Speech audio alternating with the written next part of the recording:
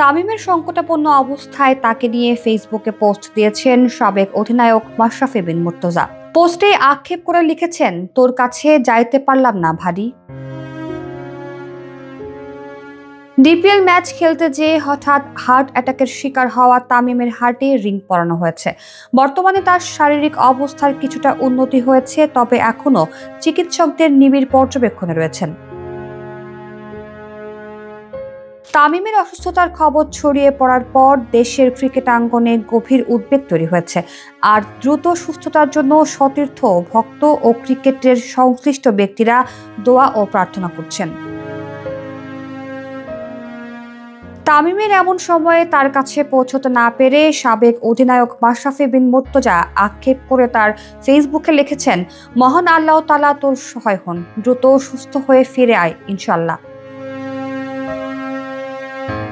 Kolkata night Riders তাদের Facebook পেজে লিখেছে, দ্রুত সুস্থ হয়ে ওঠো তামিম ইকবাল, পুরো ক্রিকেট মহল তোমার জন্য প্রার্থনা করছে। জাতীয় ফুটবল দলের অধিনায়ক জামাল ভুঁইয়া তামিমের জন্য শুভকামনা জানিয়ে ফেসবুকে লিখেছেন, শক্ত থাকুন তামিম ভাই, আমরা আপনার জন্য প্রার্থনা করছি।